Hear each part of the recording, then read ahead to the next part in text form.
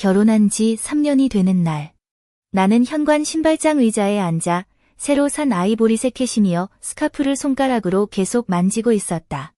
강준호가 작년에 좋아한다고 했던 스타일이었는데 오늘 저녁 촛불 저녁 식사 때 깜짝 선물로 주려고 했던 것이다. 부엌에서 버섯 크림 수프 향이 풍겨왔지만 식탁 위 촛불은 이미 촛대 바닥까지 타들어가고 있었다. 왁스 기름이 연청색 도자기 벽을 따라 구불구불한 자국을 그리며 흘러내렸다. 마치 내가 지난 3년간 감히 흘리지 못한 눈물 같았다. 벽시계가 11번을 쳤다. 나는 휴대폰을 들어 뉴스를 확인했는데 첫 화면에 뜬 연예 기사가 내 손끝을 얼어붙게 했다. 강씨 그룹 후계자 강준호. 해외 유학 디자이너 이유나와 이태원 거리에서 입맞춤. 사진 속 강준호는 내가 지난주에 다 다려준 짙은 회색 정장을 입고 두 손으로 이유냐의 얼굴을 감싸며 그녀를 카페 유리문에 밀어붙이고 있었다. 이유냐의 밤새 낀 머리가 그의 손목에 드리워져 있었고 두 사람의 코끝이 맞닿은 채 눈빛에는 조금의 회피도 없었다. 마치 거리가 온통 그들 둘만을 위한 것인 양. 3년 전 겨울. 이유나가 파리에서 디자인을 공부하러 간다며 수화물을 끌고 인천공항으로 향할 때 강준호는 술집에서 만취한 채 내 손목을 잡아당기며 물었던 게 떠올랐다. 김지연, 나랑 결혼해 줄래? 그때 고등학교 때부터 마음속에 숨겨둔 내 마음이 불린 콩처럼 부풀어 올라 고개를 끄덕이게 만들었다. 결혼식은 슬쩍슬쩍 치러졌다. 그는 언론에 시달리고 싶지 않다고 했고 나는 그 말을 믿었다. 강씨 저택에 처음 들어간 첫날 밤. 나는 조심스럽게 그의 침대 쪽으로 다가갔지만 그는 갑자기 벌떡 일어나 창밖의 눈처럼 차가운 목소리로 말했다. 나를 건드리지 마. 난 아직 준비가 안 됐어. 아직 준비가 안 됐다. 는 말이 3년이 되었다. 우리는 2층의 두 방에서 따로 살았고 하루에 하는 말은 3마디를 넘지 않았다. 그는 내 생일이 언제인지도 기억하지 못했다. 하지만 나는 항상 그가 이유냐를 잊기만 하면 된다고 생각했다. 지금 이 순간 사진 속 그의 눈빛을 보며야 비로소 깨달았다. 어떤 자리는 내가 영원히 채울 수 없다는 것을. 현관의 비밀번호 자물쇠가 삐 하고 울렸다. 강준호가 문을 열고 들어오며 은은한 향수 냄새를 풍겼다. 내가 쓰는 시트러스 계열이 아니라 이유나가 자주 쓰던 장미 향이었다. 그는 재킷을 벗으며 식탁 위 촛불을 보고는 눈살을 찌푸렸다. 아직도 안 잤어? 나는 휴대폰을 그에게 밀어주었다. 사진이 여전히 밝게 빛나고 있었다. 그는 한 번 훑어보고는 입가에 경멸의 미소를 띄었다. 이것 때문에? 강준호, 우리 이혼하자. 내 목소리가 떨리는 게 느껴졌지만 나는 여전히 식탁볼을 꽉 움켜쥐고 눈물이 떨어지지 않도록 참았다. 그는 무슨 웃긴 이야기를 들은 듯 소파로 걸어가 앉으며 다리를 꼬았다. 김지연, 이제 그만 좀 할래? 예전엔 울면서 나랑 결혼하자고 하더니 지금은 이혼으로 협박해? 지분을 원하는 거야? 아니면 강남 아파트를 원하는 거야? 나는 그의 잘생겼지만 냉담한 얼굴을 바라보며 갑자기 낯설게 느껴졌다. 지난 3년간 나는 껍데기만 남은 바보처럼 참기만 하면 그의 마음을 녹일 수 있을 거라 믿었다. 하지만 이제야 알았다. 사랑하지 않는 사람에게 마음을 꺼내 보여도 그저 역겨울 뿐이라는 걸. 난 아무것도 원하지 않아. 나는 일어섰다. 촛불이 마지막으로 반짝이며 꺼졌다. 내일 이혼 서류를 가져올 테니 서명만 하면 돼. 그는 잠시 멍해졌다. 아마 내가 이런 말을 할 줄 몰랐던 모양이다. 곧이어 냉소적으로 헛기침을 했다. 후회하지 않는 게 좋을 거야. 나는 더 이상 말하지 않고 돌아서서 위층으로 향했다. 계단 모퉁이 창문에 비친 내 그림자는 종이처럼 가늘고 얇았다. 알고 있다. 오늘 밤부터 강준호를 맴돌던 김지연은 깨어나야 한다는 걸. 내가 2층 계단 입구에 막 다다랐을 때 아래층에서 휴대폰 벨소리가 들려왔다. 강준호의 벨소리였다. 그 멜로디는 기억난다. 이유나가 가장 좋아하던 프랑스 노래였다. 나는 나무 난간을 잡고 발걸음을 멈췄다. 그가 전화를 받는 순간 목소리가 순식간에 부드러워지더니 방금 전 내게 보였던 냉담함과는 완전히 다른 사람이 되어 있었다. 유나, 무슨 일이야? 전화 너머 목소리는 흐릿했지만 울먹이는 소리가 묻어났다. 강준호의 발걸음이 급해지더니 외투를 걸치며 말하는 소리가 들렸다. 무서워하지 마. 금방 갈게. 아파트에서 기다려. 바로 그때 가슴에 날카로운 통증이 쑤셨다. 마치 가는 바늘이 심장을 꽂는 듯한, 그 다음엔 촘촘한 쥐어짜는 듯한 통증이 밀려와 몸을 굽히지 않을 수 없었다.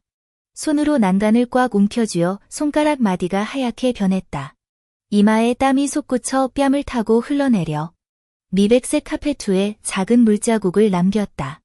강준호, 나는 이를 악물고 그를 불렀다. 목소리는 모기 소리처럼 가늘었다. 가슴이 쥐어짜는 듯 아파. 의사 불러줘. 문을 열려는 그의 동작이 멈췄다. 나를 돌아보던 그의 눈에는 걱정 따위는 전혀 없고 오직 짜증만 가득했다. 김지연, 좀 유치하게 굴지 말아줄래? 그가 다가와 위에서 내려다보며 말했다. 유나가 아프다고 너도 아프다고? 병 흉내내면 내가 남을 것 같아? 나는 그의 소매를 잡으려 손을 뻗었지만 그가 세게 밀쳐냈다. 내 손등이 계단 난간에 부딪혀 저릿저릿한 통증이 느껴졌다. 난 연기한 게 아니야. 숨이 점점 가빠졌고 가슴이 거대한 바위에 눌린 듯 매번 숨을 들이쉴 때마다 내장이 찢어지는 듯한 통증이 느껴졌다. 제발 내 휴대폰 좀 가져다 줘. 연기 그만해. 그는 비웃으며 돌아서 현관의 차키를 집어들었다. 강가의 며느리가 되려면 순종하는 법을 배워야지. 이런 천박한 수단으로 관심을 끌려고만 하지 마. 문이 쾅 닫히자 별장 전체가 순식간에 조용해졌다. 오직 내 거친 숨소리만이 남아 있었다. 나는 계단 난간을 따라 천천히 미끄러져 바닥에 앉았다. 시야가 흐려지기 시작했지만 나는 기절해서는 안 된다는 걸 알았다. 나를 구해줄 사람은 아무도 없었다. 오직 나 자신뿐이었다. 거실 커피 테이블 위에 내 휴대폰이 놓여 있었다. 불과 5미터도 안 되는 거리였다. 이를 악물고 팔로 바닥을 짚은 채 조금씩 앞으로 기어갔다. 무릎이 원목 바닥에 부딪히며 둔한 통증이 느껴졌지만 신경 쓸 겨를이 없었다. 휴대폰만 손에 넣으면 119에 전화할 수 있었다. 소파 테이블 곁에 기어갈 때쯤 나는 이미 힘이 다 빠져 있었다. 손가락이 떨리며 휴대폰 스트랩을 걸어 휴대폰을 내 곁으로 끌어당겼다. 화면이 켜지는 순간 잠금 화면 배경이 여전히 3년 전 우리가 결혼했던 날의 합사진임을 보았다. 사진 속 나는 어리석게 웃고 있었지만 그는 무표정이었다. 화면을 터치해 잠금을 해제했다. 손가락이 몇 번이나 번호를 잘못 눌렀지만 결국 119에 연결됐다. 여보세요. 저는 강남구 청담동 강씨 별장에 있습니다. 심장 통증이 심해요. 주소를 말한 후 목소리는 이미 들리지 않을 만큼 약해져 있었다. 전화 너머의 상황실 직원이 내 상태를 묻고 있었지만 내 눈앞의 어둠은 점점 짙어졌고 휴대폰은 손에서 미끄러져 카페트 위에 떨어지며 가벼운 소리를 냈다. 마지막 순간 멀리서 구급차 사이렌 소리가 들려오는 것 같았지만 몸은 이미 제멋대로 쓰러져 의식은 완전히 어둠 속으로 가라앉았다. 의식이 돌아왔을 때 코 안은 소독수 냄새로 가득했고 손등에는 수액 주사 바늘이 꽂혀 투명한 약물이 호스를 따라 한 방울 한 방울 떨어지고 있었다. 손가락을 움직여 베개 옆 휴대폰을 더듬어 화면을 켰다. 이미 다음 날 오전 10시 잠금 화면에 16개의 뉴스 알림이 떴고 가장 눈에 띄는 건 여전히 강준호에 관한 것이었다. 강준호. 심야에 이유나와 함께 악어정 아파트 귀가. 다음 날 새벽에야 출발. 아래에는 그가 새벽에 아파트에서 나오는 사진이 실려 있었다. 양복 재킷을 팔에 걸친 채 눈가에 피로가 묻어났지만 카메라를 보자마자 무의식적으로 얼굴을 가렸다. 나는 사진 속 그의 손목시계를 응시했다. 작년에 내가 결혼 기념일 선물로 준 것이었다. 당시 그는 꽤 괜찮네 라고 무심하게 말한 뒤 곧바로 서랍에 처박았는데 지금은 그걸 차고 다른 여자와 밤을 보내고 있었다. 가슴이 다시 쑤시기 시작했다. 심장 통증이 아니라 숨이 막힐 듯한 고통이었다. 문자함을 열자 낯선 번호에서 온 메시지가 떴다. 내용은 얼음처럼 차갑게 다듬어져 있었다. 김지연. 뉴스 봤어? 준호가 너랑 결혼한 건 임시변통일 뿐이라고 하더라. 껍데기만 남은 결혼 생활에 매달리는 내 같은 여자가 그에게 어울리겠어? 두 번째 메시지가 바로 이어졌다. 100일 몸은 그만 꿔. 그가 사랑한 건 항상 나였어. 그렇게 오래 강 부인의 자리를 차지했으니 이제 물러날 때야. 불쌍한 녀석아. 누가 보냈는지 생각할 필요도 없었다.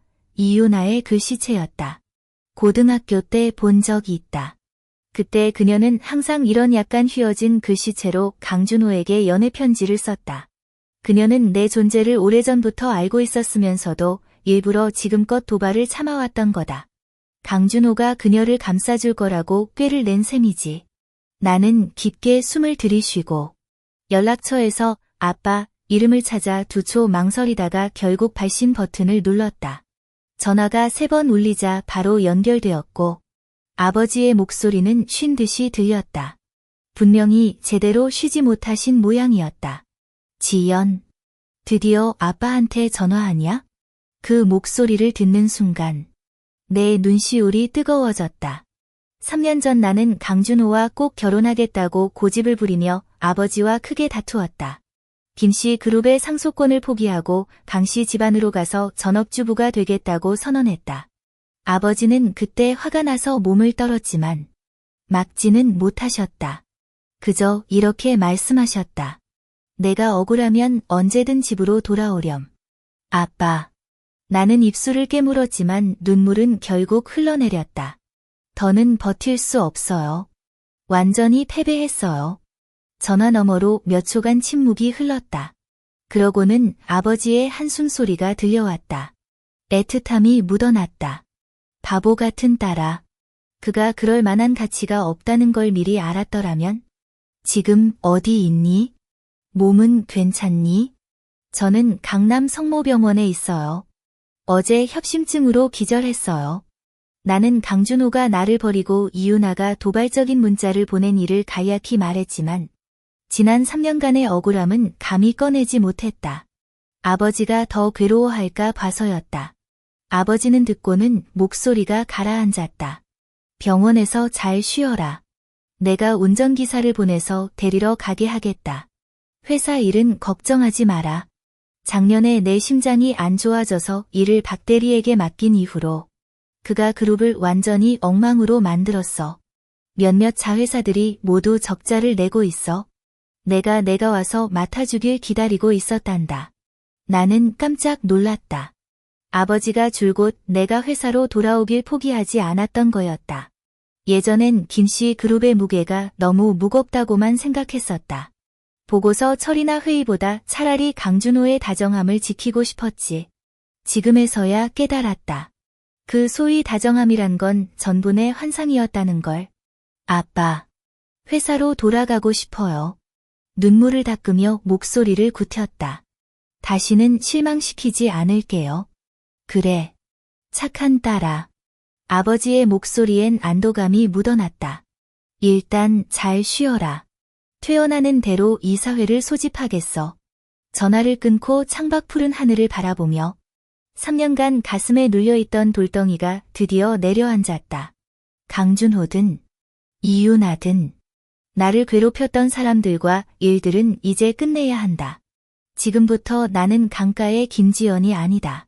나는 김씨 그룹의 후계자다. 이제 내 책임을 져야 할 때다. 운전사가 나를 강가 별장 입구까지 데려다 줬을 때 석양이 비스듬히 마당의 은행나무에 비치고 있었다. 황금빛 잎들이 하얀 대리석 바닥에 떨어져 마치 부서진 금을 깔아놓은 듯했다. 하지만 한때 내게 따뜻함을 주었던 이 풍경은 지금 낯설게만 느껴졌다. 차 문을 열고 간단한 여행 가방을 들고 안에는 내 옷과 신분증만 들어있었다. 현관으로 들어섰다. 거실에서 TV 소리가 들려왔다. 신발을 갈아 신자마자 시어머니 김순옥의 목소리가 빗발치듯 쏟아졌다. 김지연, 돌아올 줄 알았어? 며칠 동안 어디서 죽었냐? 또 밖에서 놀고 다녀서 우리 강씨 가문에 망신을 주려고? 그녀는 가죽 소파 한가운데 앉아 자수틀을 들고 있었고 눈빛이 칼날처럼 나를 스쳤다. 시누이 강은혜는 옆에 1인용 소파에 앉아 딸기를 먹으며 비웃었다. 엄마, 그 여자랑 말도 하지 마세요. 그건 그냥 돈만 밝히는 여자예요. 예전에 우리 집에 시집 온 것도 우리 집 돈 노린 거잖아요. 지금 오빠가 유나 언니가 생겼으니 분명히 급해져서 일부러 숨어서 불쌍한 척하는 거예요. 나는 여행 가방 손잡이에 얹은 손을 꽉 쥐었다. 예전엔 그들이 이렇게 말할 때마다 고개 숙이고 반박하지 못하며 참으면 화목해질 거라 생각했었다. 하지만 지금 그 모녀가 당연하다는 듯한 모습을 보니 마음속엔 냉소만 남았다. 나는 커피 테이블 앞으로 걸어가 가방에서 미리 준비해 둔 이혼 합의서를 꺼냈다. 탁 하는 소리와 함께 그들 앞에 유리 탁자 위에 내던졌다. 합의서 첫 페이지에 적힌 이혼 합의서라는 5글자가 특히 눈에 띄었고 옆에는 내가 서명한 만년필이 놓여 있었다. 이건 이혼 합의서야. 내 목소리는 평온했지만 의심의 여지 없는 단호함이 담겨 있었다. 강준호가 돌아오면 그에게 서명하게 해. 서명 끝나면 바로 민정국에 가서 수속 박자. 김순옥이 잠시 멍하니 있다가 탁자를 3개 내리쳤다. 자수 바늘이 카페트 위로 떨어졌다. 김지연. 미쳤어? 내가 뭔데? 이혼하고 싶다고 이혼하는 거야? 말해두건대. 내가 강씨 집안에 시집 왔으니 강씨 집안 사람이야. 죽어도 강씨 집안의 귀신이지. 게다가 그녀는 내 코를 가리키며 침이 거의 내 얼굴에 튀도록 소리쳤다. 이혼한다고 이득을 볼 거라 생각하지 마.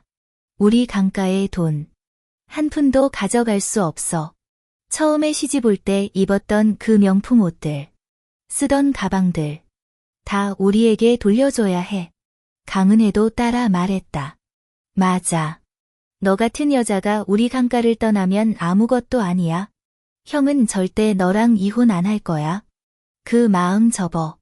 나는 허리를 굽혀 이혼 합의서를 집어들고 마지막 페이지를 넘겼다. 내가 서명한 이름 옆 빈 공간을 가리키며 말했다. 내가 분명히 써뒀어. 혼인 중 재산은 한 푼도 안 가져가고 강가의 집, 차, 예금 아무것도 안 가져간다고. 그 옷과 가방은 곧 운전기사가 돌려보낼 거야. 너희 강가의 물건은 더럽다고 생각하니까. 너희들은 내가 돈만 밝힌다고 생각했지? 지금 내가 증명해 보이겠다. 내가 원한 건 결코 강가의 돈이 아니었어. 나는 몸을 일으켜 그들의 어리둥절한 얼굴을 바라보며 말을 이었다.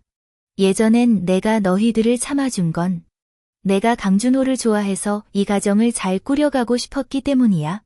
하지만 이제야 깨달았어. 이 가정은 내가 전혀 필요하지 않고 강준호도 나를 필요로 하지 않는다는 걸. 김순옥이 입을 열었다가 무슨 말을 하려다 한참 동안 아무 말도 하지 못했다.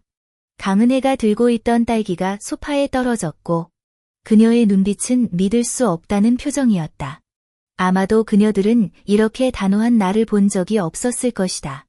나는 여행 가방을 들어 올리고 현관 쪽으로 돌아섰다.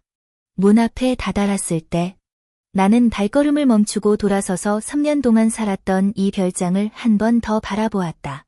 거실의 크리스탈 샹들리에가 여전히 빛나고 있었지만 온 방을 채운 차가움을 녹일 수는 없었다. 아, 맞다.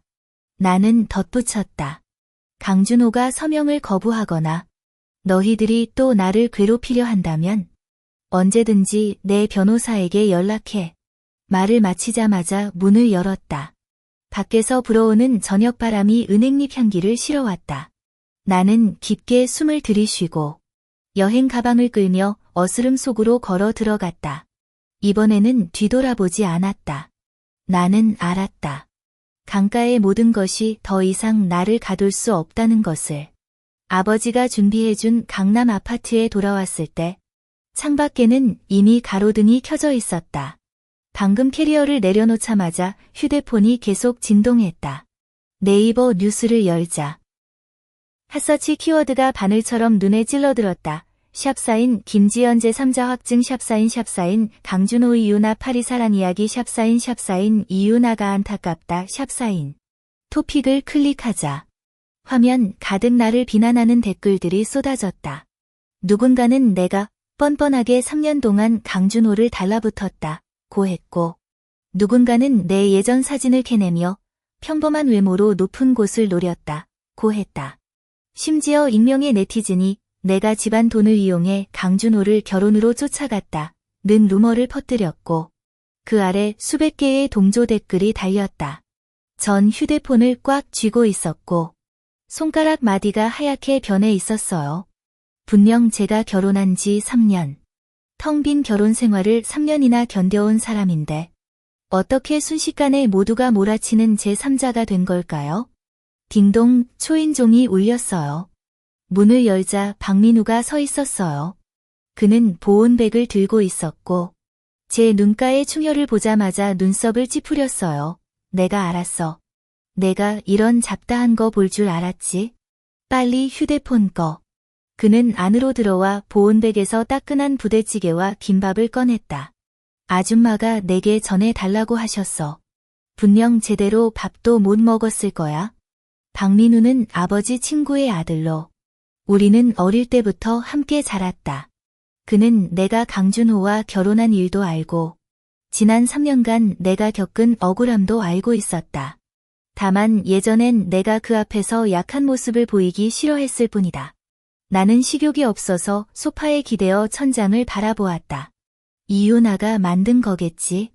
그녀는 모두가 나를 나쁜 사람으로 여기게 만들고 싶어 해. 그래야 그녀와 강준호가 당당하게 함께 할 수 있으니까. 알고 있어. 박민우는 젓가락을 내려놓고 자신의 휴대폰을 꺼냈다. 방금 우리 박 씨와 친한 언론사들과 믿을 만한 연예 기자 몇 명에게 연락해서 너와 강준호의 결혼 증명서 사진, 그리고 3년 전 결혼 신고 기록을 다 보냈어. 게다가 비서에게 부탁해서 이유나가 파리로 떠나기 전 친구에게 강 씨 집안이 지금은 힘이 없지만 그들이 다시 일어날 때쯤에야 내가 돌아올 거야 라고 한 대화 기록도 찾아내게 했어. 나는 벌떡 일어났다. 민우, 너 말리지 마. 그가 내 말을 끊으며 단호한 눈빛으로 말했다. 내가 이런 억울함을 당하는 걸 못 봐주겠어. 분명히 강준호가 너에게 결혼을 간청했고 분명히 이유나가 가난한 걸 싫어하고 부자를 좋아하는 바람에 먼저 떠났는데 왜 내가 온 세상의 비난을 받아야 하냐? 1시간도 채 지나지 않아 온라인 여론이 바뀌었다. 먼저 서울경제일보가 나와 강준호의 결혼 증명서 사진을 공개했는데 등록 날짜가 분명히 3년 전이었다. 이어 한 기자가 당시 이유나가 절친과 나눈 통화 녹음을 공개했는데 그녀가 웃으며 강가가 인류 재벌이 되면 내가 돌아와 준호를 찾아갈 거야 라고 말하는 내용이 담겨 있었다. 또 다른 내부자는 강가가 지난 3년간 급성장할 수 있었던 배경의 사실은 내 아버지가 당시 몰래 자금을 지원했기 때문이라고 폭로했다. 다만 이런 사실들은 내가 강준호에게 한 번도 말한 적 없었다. 실시간 검색어는 순식간에 샵사인 강준호 3년간은 밀결혼 샵사인 이유나 가난한 남자 경멸 샵사인 김지연 이진자 피해자 샵사인로 바뀌었다. 이전에 나를 비난했던 네티즌들은 사과하기 시작했고 누군가는 우리가 모두 이유나에게 속았던 거였어 라고 말했으며 누군가는 이유나가 파리 체류 중 다른 부잣집 자제와도 교제했던 사실을 폭로했다. 댓글란은 온통 녹차녀, 계량녀 라는 욕설로 가득 찼다. 밤 9시 강씨 그룹 주가가 폭락하기 시작했다. 30분도 안 돼 5%나 떨어지며 시가총액이 수십억 원 증발했다. 나는 경제뉴스의 숫자를 보며 조금도 기쁘지 않았다. 오히려 우습기만 했다. 강준호가 간절히 지키려 했던 것이 그의 헷갈림 때문에 쉽게 큰 타격을 입었으니 말이다. 갑자기 휴대폰이 울렸다. 강준호가 걸어온 전화였다. 그의 목소리에는 억눌린 분노가 묻어났다. 김지연. 인터넷에 올라온 건 내가 한 짓이야?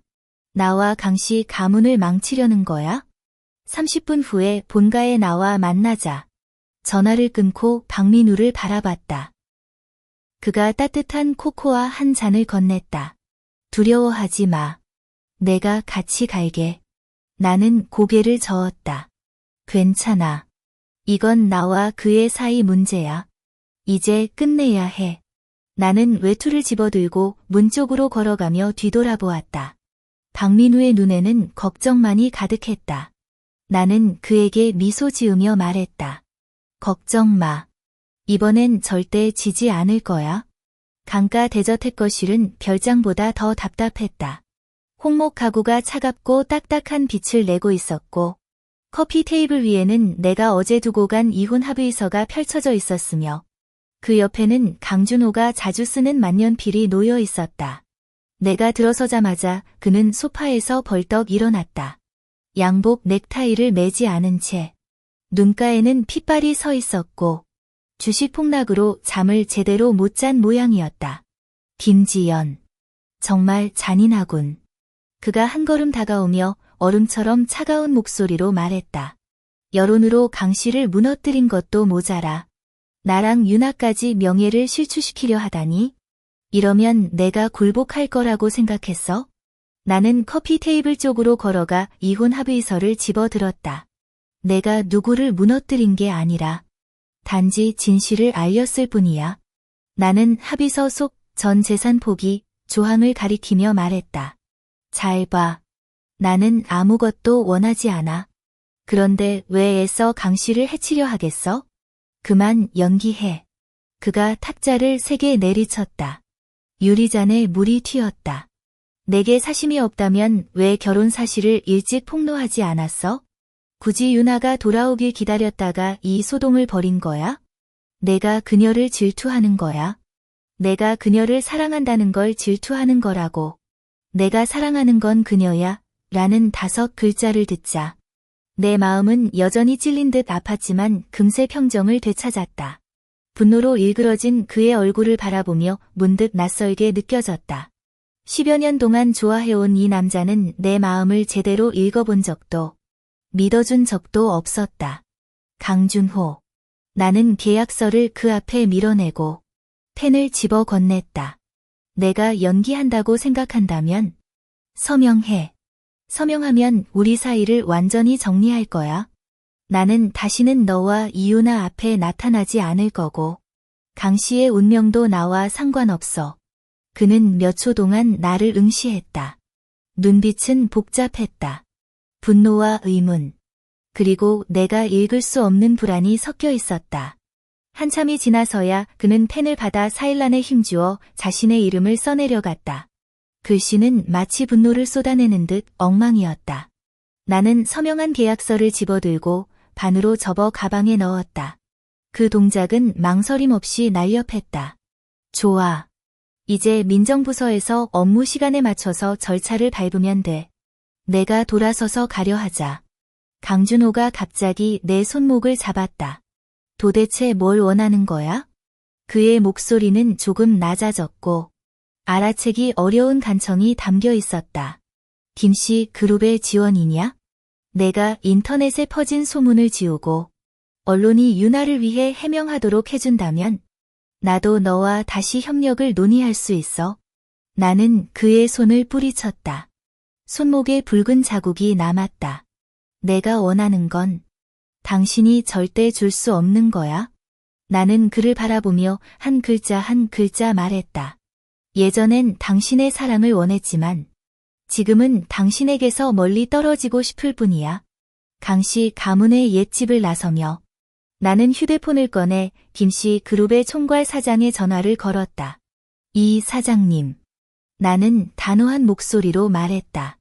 지금부터 김씨 그룹과 강씨 그룹의 모든 협력 사업을 중단하세요. 건축, 자재 공급, 부동산 합작 개발, 해외 시장 대리 계약까지 모두 즉시 실행하세요. 전화 너머의 이 사장님은 잠시 멈칫하더니 곧 공손하게 대답했다. 네. 김 회장님. 바로 법무부와 영업부에 처리하도록 지시하겠습니다. 전화를 끊고 나는 멀리 한강을 바라보았다.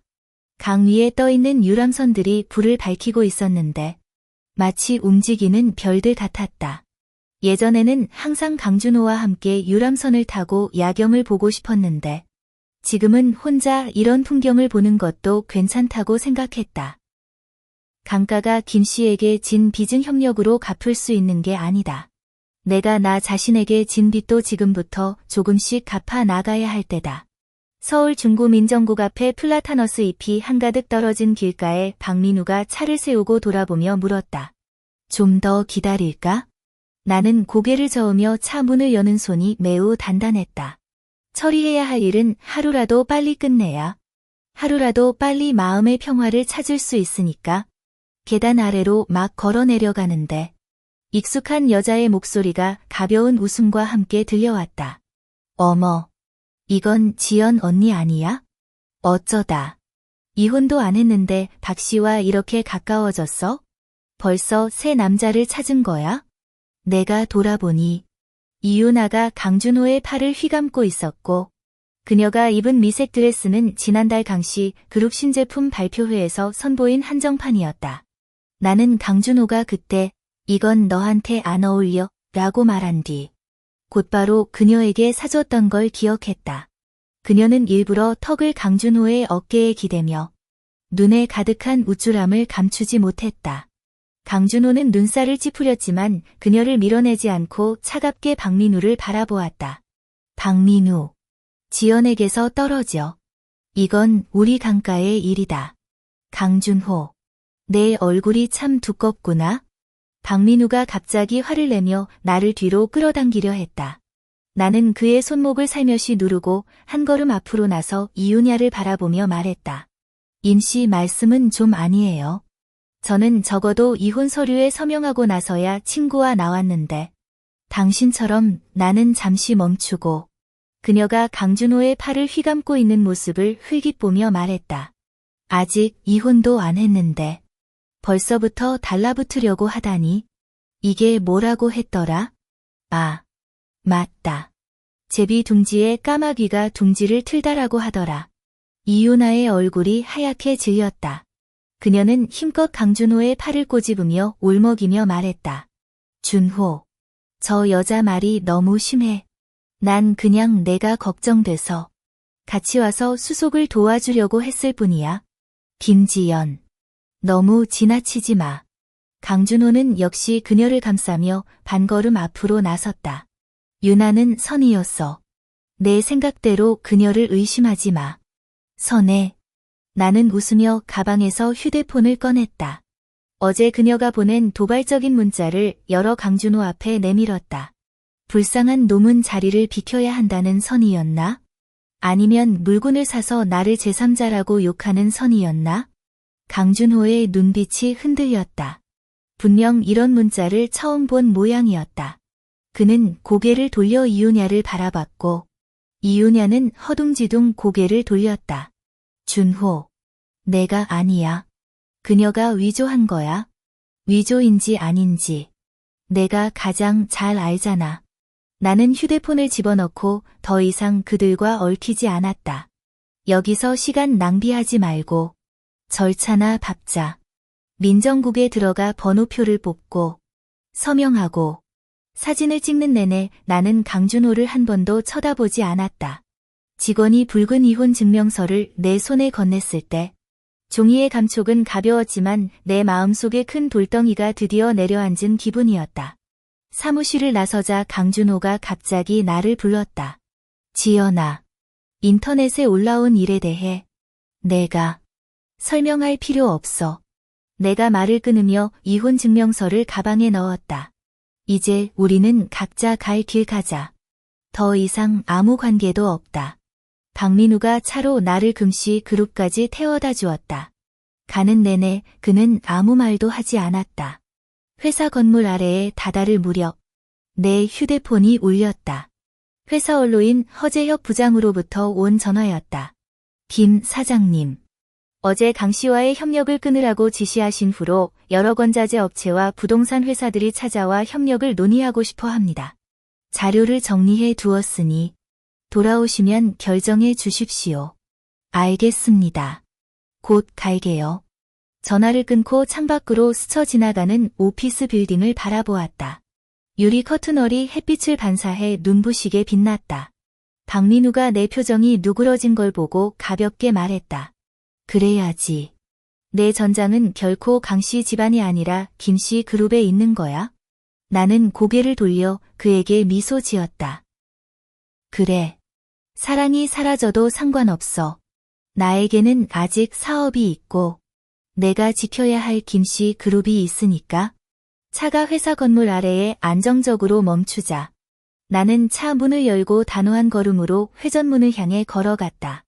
오늘부터 김지연의 인생은 오직 자신과 김씨 그룹만을 중심으로 돌아갈 것이며 더 이상 가치 없는 사람을 위해 멈추지 않을 것이다. 회사 건물에 들어서자마자 허재혁 부장이 한 묶음의 보고서를 들고 엘리베이터 입구에서 나를 기다리고 있었다. 그의 관자놀이에 흰머리가 지난번보다 더 많아졌고 손에 든 보온병에는 김씨 그룹의 옛 로고가 새겨져 있었다. 아버지가 창업할 때 디자인한 것이었다. 김 사장님. 자회사 운영 보고서입니다. 먼저 살펴보시죠. 그는 보고서를 건네며 손끝이 김씨 영화사 페이지에서 잠시 멈췄다. 이번 반년 동안 영화 산업 경기가 안 좋아서 영화사 쪽은 수익은커녕 적자만 냈습니다. 연예인 계약 위약금만 해도 숨이 막힐 지경이에요. 나는 영화사의 연예인 명단을 넘기다가 시선이 갑자기 멈췄다.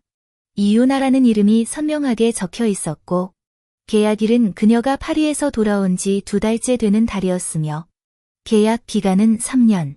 중점 육성 연예인이라고 표기되어 있었다. 중점 육성 아티스트라고 표기되어 있었다. 그녀가 귀국 후 강준호를 쫓아다닌 것뿐만 아니라 몰래 김씨 자회사와 계약을 맺고 김씨 자원을 이용해 몇 개의 광고를 따낸 뒤 이제는 오히려 나를 밟고 올라가며 홍보를 하고 있다니. 참으로 계산이 빠르구나. 허 부장. 나는 보고서를 책상에 내려놓고 손가락으로 이유나의 이름을 톡톡 쳤다. 김씨 영화사는 우선 가동 중단하고 모든 비핵심 사업은 중단해. 연예인 계약은 몇몇 성실히 일하는 오래된 직원들을 제외하고는 모두 해지해. 이유나도 포함해서. 허재혁은 잠시 멍하니 있다가 고개를 끄덕였다.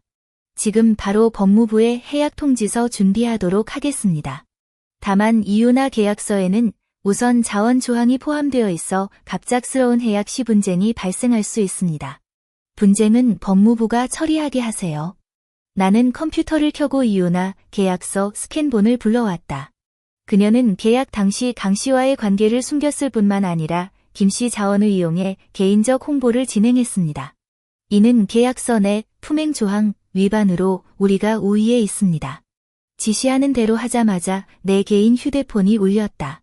발신자 표시에는 알 수 없는 번호라고 떴다.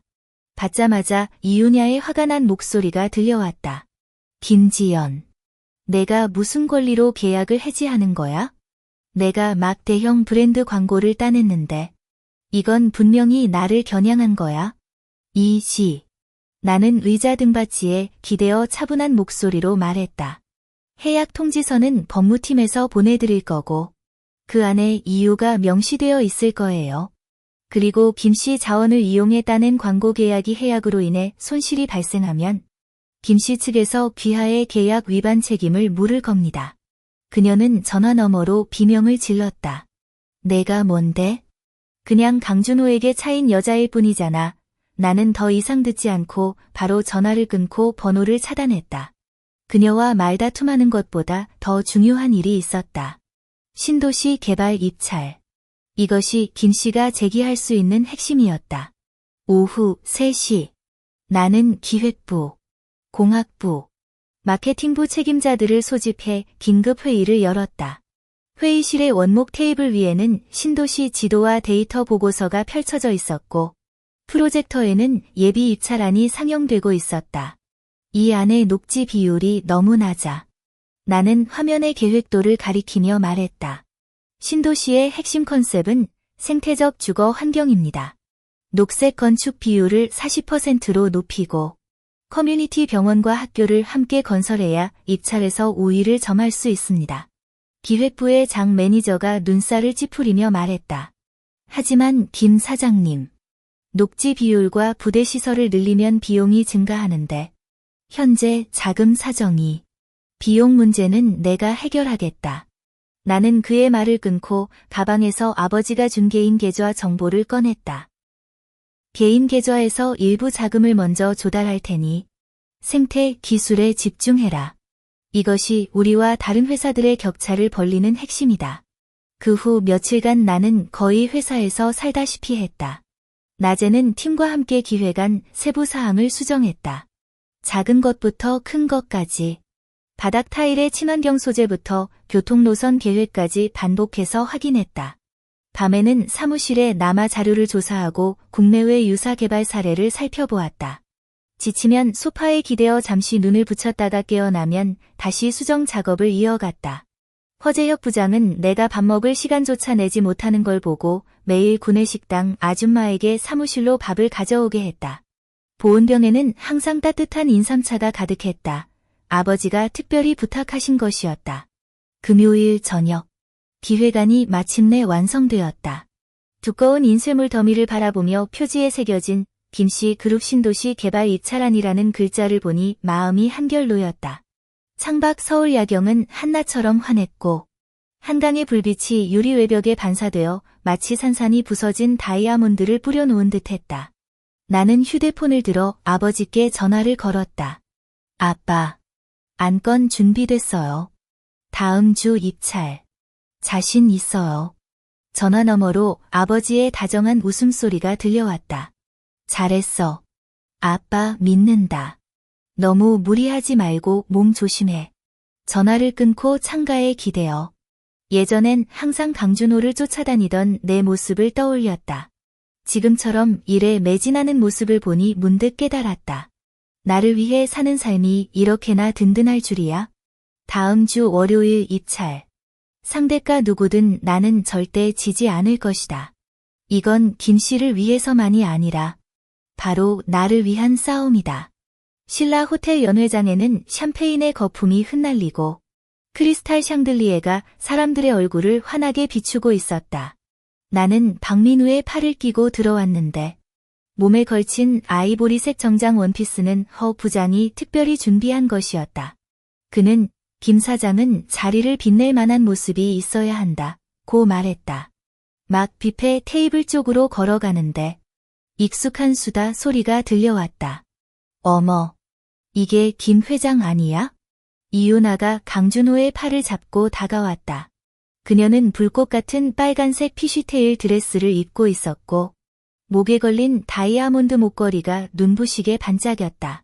강준호가 새로 산 게 분명했다.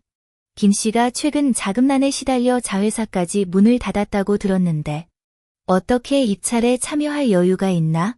숫자 채우러 와서 언론 노출 좀 노리는 거 아니야?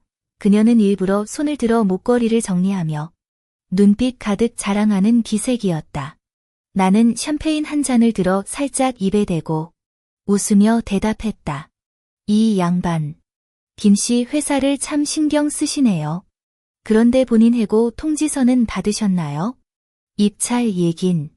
김씨가 아무리 힘들어도 당신 같은 남자에게 의지해 출세하는 사람이 참견할 일이 아니죠.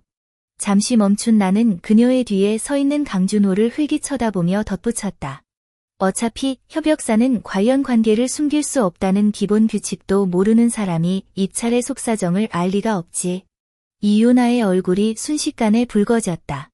반박하려던 찰나. 주변 기자들이 피냄새를 맡은 상어처럼 몰려들었다. 카메라 셔터 소리가 찰칵거렸다. 박민우가 재빨리 내 팔을 잡아당기며 귀에 대고 속삭였다. 그녀와 얽히지 마. 입찰에 지장 있을 거야. 나는 고개를 끄덕이고 그를 따라 회의장 안쪽으로 걸어갔다. 이윤아는 그 자리에 남겨진 채 기자들에게 강 씨와의 관계를 숨겼는지 추궁당하고 있었다. 입찰 절차는 7시에 정확히 시작되었고 대형 스크린에는 각 회사의 기획안이 차례로 상영되었다. 앞선 몇몇 소규모 회사의 안건은 지나치게 보수적이거나 비현실적이어서 심사위원석에 앉은 도시건설국 관계자들은 형식적으로 고개만 끄덕일 뿐이었다. 강 씨의 차례가 되자 강준호가 무대에 올라 태블릿을 들고 기획안을 발표했는데 핵심은 상업복합단지 개발로 고급 쇼핑몰과 오피스 빌딩 건설을 강조했지만 주민 편의 시설에 대해서는 한마디도 언급하지 않았다. 강 사장님의 안은 상업적 안목이 뛰어나네요.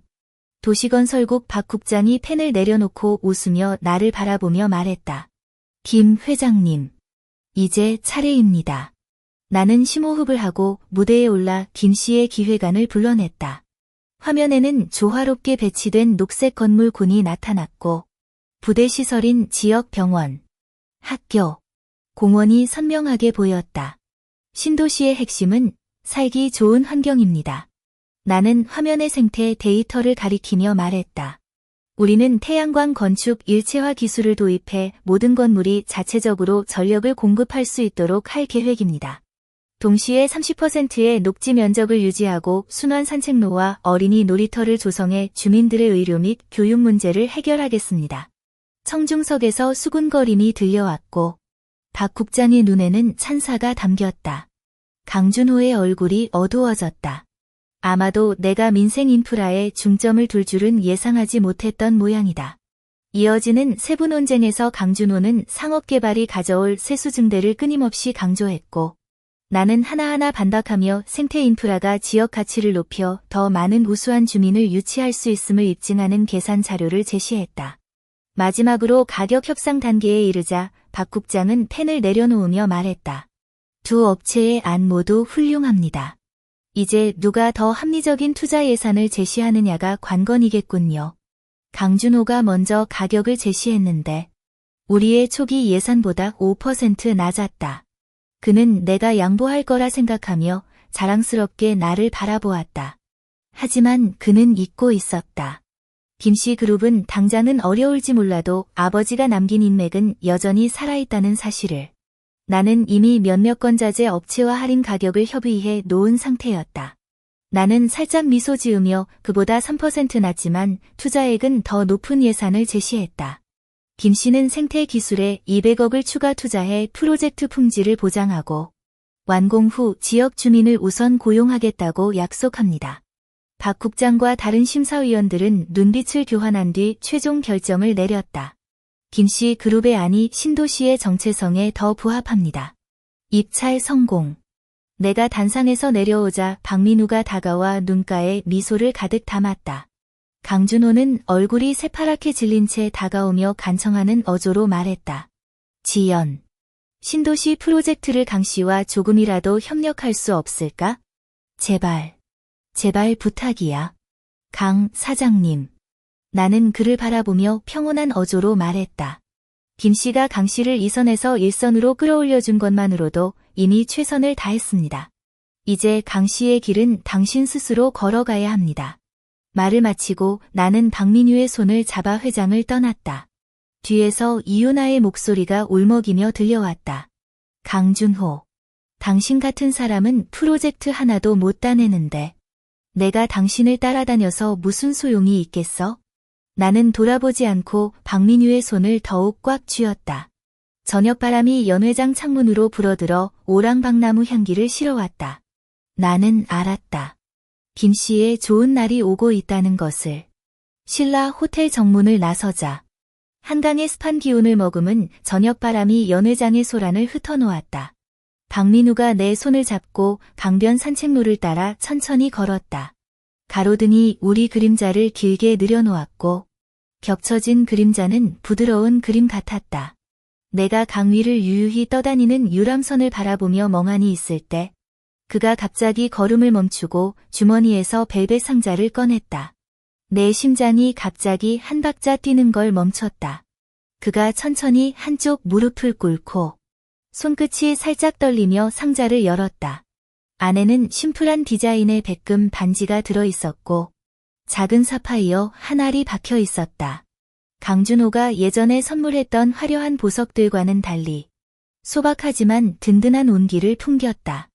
지연. 그의 목소리는 평소보다 낮았고 감지하기 어려운 긴장감이 묻어났다. 고등학교 때 운동장에 떨어진 내 노트를 주워준 순간부터 난 널 좋아했어. 내가 강준호와 결혼하는 걸 지켜보며 내가 억울해하는 모습을 옆에서만 바라볼 수밖에 없었지. 감히 방해할 엄두도 못 냈어. 이제 내가 드디어 그곳에서 벗어났으니 더 이상 기다리고 싶지 않아. 그는 고개를 들어 나를 바라보았고 그의 눈동자에는 가로등 불빛이 반짝이며 별을 담고 있었다. 내가 처음 좋아했던 사람이 아닐 수도 있다는 건 알아. 하지만 약속해. 앞으로의 날들에는 내가 너를 가장 먼저 생각할 거야.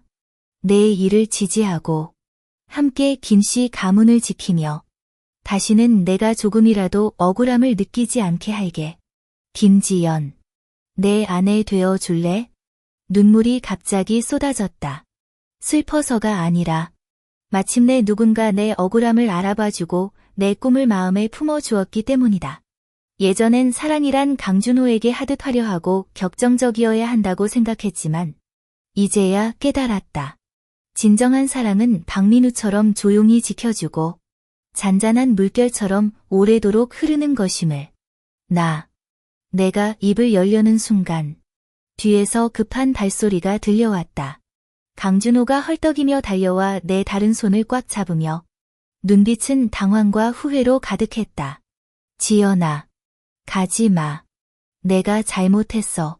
예전에 너에게 그렇게 냉담하게 굴지 말았어야 했고 유나 편만 들지 말았어야 했어. 지금에서야 깨달았어. 내가 사랑하는 사람은 너라는 걸. 한 번만 기회를 줘. 제발. 그의 손이 너무 세게 잡아 내 손목이 쑤셨지만 예전처럼 마음이 흔들리진 않았다. 나는 살며시 손을 빼며 그의 수척해진 얼굴을 바라보며 차분히 말했다. 강준호, 너무 늦었어. 예전엔 내가 사랑해라는 말 한마디를 기다리며 3년을 보냈지만 지금은 필요 없어.